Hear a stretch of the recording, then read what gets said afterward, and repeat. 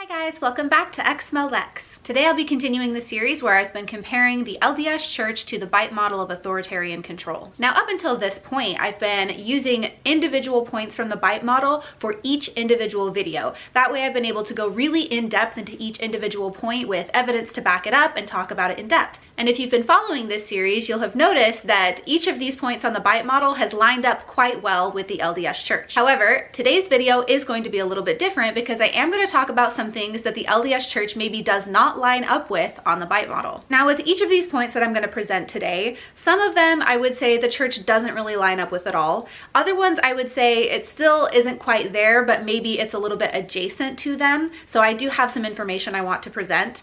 Now normally, like I said, when I make these videos, I use one video per point on the BITE model.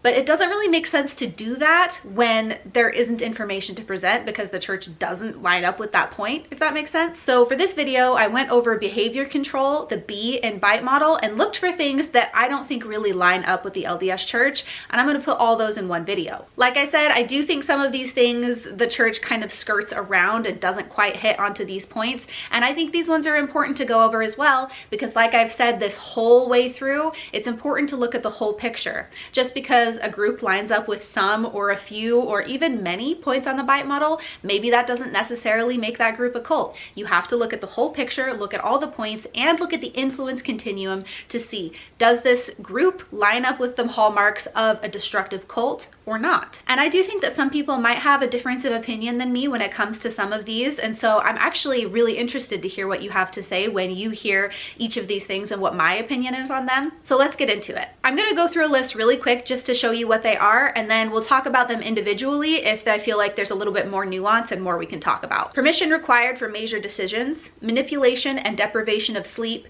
punish disobedience by beating, torture, burning, cutting, rape or tattooing/branding, threaten to harm friends and family, force individual to rape or be raped, encourage and engage in corporal punishment, kidnapping, beating, torture, separation of families, imprisonment, and murder.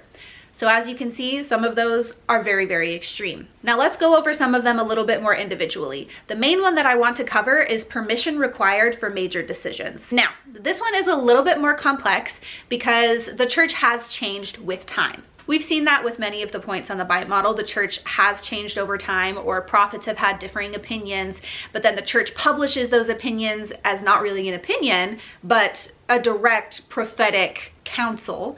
And then that changes when there's a new prophet. With this one in particular, I wasn't sure where we were going to land on it until I started doing a little bit more research, because there are some things that the church has put forward as almost needing to ask permission or counsel with leadership before you do. So let's look at a few of those things. One of the first things that came to mind with this topic for me was the practice of cremating a dead body. I've known for most of my life that the church generally discourages cremation, and I wasn't always sure what the reasoning was, but within the church, I think that most Mormons are at least slightly aware that this is or was a thing where the church just generally isn't in favor of cremation, and it's kind of looked down on in favor of having a natural burial. We'll get into that. So in the Ensign, which is an official church magazine, in August of 1991, Roger R. Keller, an associate of church history and doctrine at Brigham Young University, wrote this: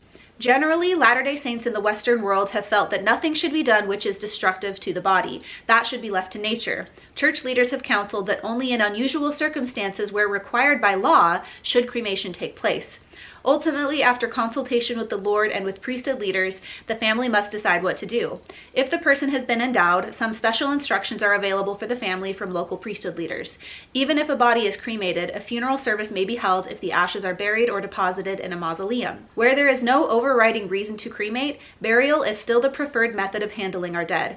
In the end, however, we should remember that the resurrection will take place by the power of God, who created the heavens and earth.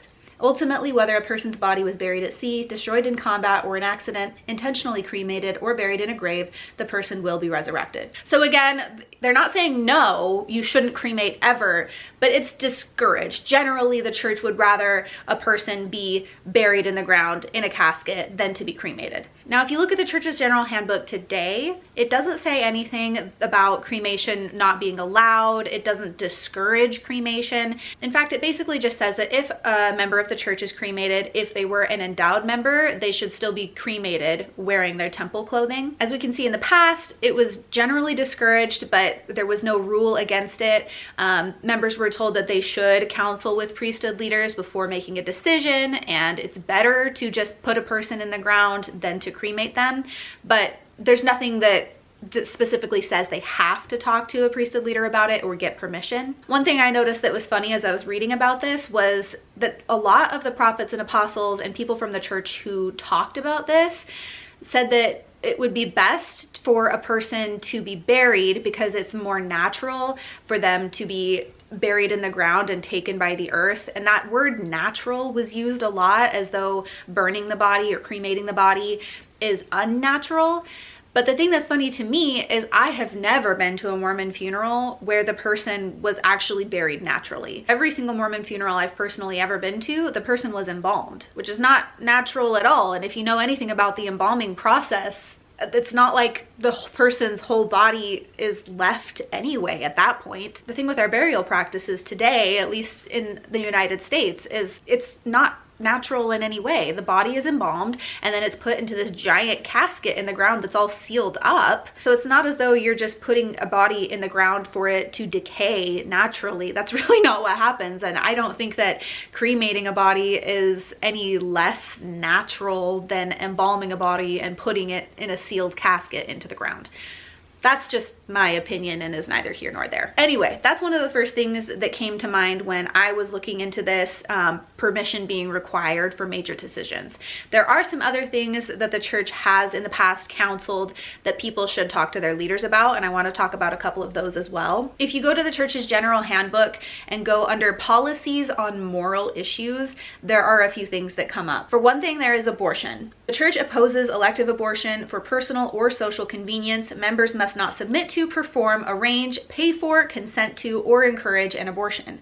The only possible exceptions are when pregnancy resulted from forcible or incest, a competent physician determines that the life or health of the mother is in serious jeopardy, a competent physician determines that the fetus has severe defects that will not allow the baby to survive beyond birth. Even these exceptions do not automatically justify abortion. Abortion is a most serious matter. It should be considered only after the persons responsible have received confirmation through prayer. Members may counsel with their bishops as part of this process. So this is something that I think in the past was also more strict, but it doesn't specifically say anything about members needing to ask permission to have an abortion. It says that they can counsel with their bishops, but it doesn't require them to do so. However, again, I would say it's like adjacent to the point, but not quite there.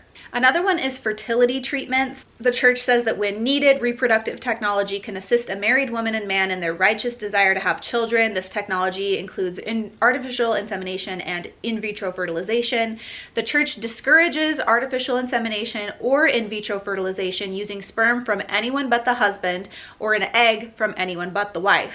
However, this is a personal matter that is ultimately left to the judgment and prayerful consideration of a lawfully married man and woman. So again, they're kind of like, ooh, we discourage this, you shouldn't do it, but we leave it up to you. And then there is also surgical sterilization. The church discourages surgical sterilization as an elective form of birth control. Surgical sterilization includes procedures such as vasectomies and tubal ligations. However, this decision is a personal matter that is ultimately left to the judgment and prayerful consideration of the husband and wife. Couples should counsel together in unity and seek the confirmation of the Spirit in making this decision. And I think, again, this is another thing that in the past they were way more serious about. In the past, the church didn't want people to use birth control at all.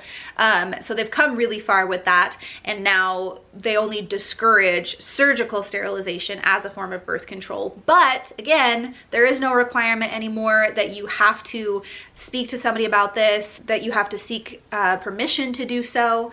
So I would say it's like kind of there, but it's not anymore. The church no longer requires you to ask anybody or get permission from anybody to do these things. And the same thing with donating or selling sperm or eggs. The church discourages donating sperm or eggs, but it's a personal decision, ultimately up to the people, blah, blah, blah. I'm curious if you guys know of or can think of anything else where the church has done something similar, where in the past they were more strict about something, where maybe they wanted members to ask permission, and now they've kind of backed off on it and leave it more up to the members themselves to decide for themselves, but the church just throws in there like, we discourage you from doing this, but it's up to you. For me personally, when we look at the BITE model, it says that permission is required for major decisions. I would say no.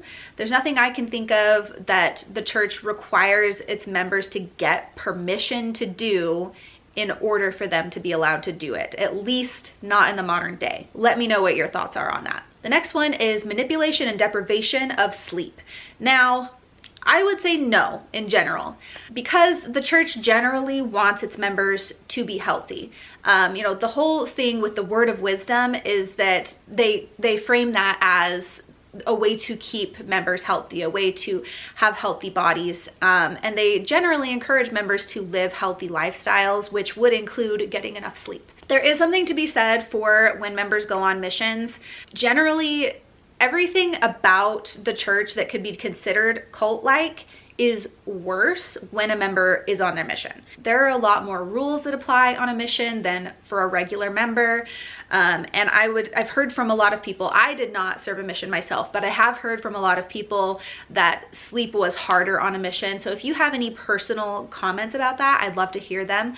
But as far as official church policy or anything like that, I don't think that the church generally deprives people purposefully of sleep. The next is punish disobedience by beating, torture, burning, cutting, or tattooing/branding. No. Threaten to harm family and friends. This one, again, I would say no, especially if we're talking about threatening to physically harm family. There's none of that. We have talked in the past about how the church does talk about separation of families in the afterlife. If your family and yourself are not reaching the high standards of the church and making it to the highest level of heaven, people will be separated from their families in the afterlife. However, I don't feel like that's a threat of harm. So personally, I would say no. Force individual to or be raped. Again, there are arguments you could make for what was going on in the early church, in the fundamental church, with men taking multiple wives who often were underage. I don't think that we could say that the church had any sort of official stance on making that happen. I personally would say no. I don't think that that was ever a specific thing that the church as an organization had in mind to happen, and especially not in the modern day. If you have other ideas, I would be open to hearing them, but for me personally, I would not feel comfortable saying that the church, that's any official thing that the church has done. Encourage or engage in corporal punishment, no. Kidnapping, no. Beating, no. Torture, no. No. And the thing is, some of these things certainly have happened within the church. They've certainly happened all over the world within many religions. What we're talking about is the church condoning or putting this forward as like official church. This is what's going to happen if you don't have proper behavior. This is going to be a disciplinary action against you from the church, from the top. Officially, this is something that's going to happen. I'm not saying it never happens. I'm saying that the prophet and the apostles, the people who are in charge, the leaders of the church, are not saying this is going to happen to you or we are going to do this to people. That does not happen. Separation of families. This one's interesting because, like I said before, if we're talking about what's going to happen in the afterlife, if you are not following all of the church's rules and if you do not make it to the highest level of heaven, there will be a separation of families. But that is not something that's physically happening on the earth. It's something that the church is doing. They are not physically separating families. If you're talking about like, oh, we're going to take your young sons and daughters and send them on missions, technically, I guess you could call that a separation of families. Generally, the church is very pro-family and they want families to stay together. And there are like a few arguments that could be made for unmarried underage people to put their babies up for adoption. But like officially on an official level and on a this life, not the afterlife level, I wouldn't say that there is a separation of families. Imprisonment, no, and murder, No. So in general, for each one of these points that I just listed out, does the church do these things? I would say no. Again, there are a few things that I think are adjacent, and there are a few things that I think are worse when you are on a mission versus not on a mission. But that's my take on it as somebody who was a member for 25 years and who is very, very familiar with the church. Now, if you have a difference of opinion, please feel free to leave it in the comments kindly. This video will be added to a growing playlist where I look at each of these points on the BITE model and compare them to the LDS church, go into it in depth. All of the ones that I've done up until this point, I have said, yes, I believe the church does apply with this category. And with these ones, I don't think so. I've heard a few people make the comment when they're watching these videos, they'll leave a comment that says something like, yes, the church is a cult, but it's like a cult light. It's not like as intense of a cult as maybe some other ones, and I can see where you're coming from with that, especially when we look at things like this. The church isn't branding or tattooing people, it's not imprisoning people, it's not kidnapping people. There are certain cults that are a lot more destructive. There are still a bunch of points on the BITE model that we have not gone over yet, so look for more videos in the future. Let me know what your thoughts are in the comments, and thank you so much to my patrons for supporting the channel. You guys are the best. Extra special thank you to Amy and Doug Davis for supporting at the Demon tier on my Patreon. If you guys would like to support the channel and the work that I do here, there are links to do so in the description below. Thank you for being here, and I will see you in the next one. Bye!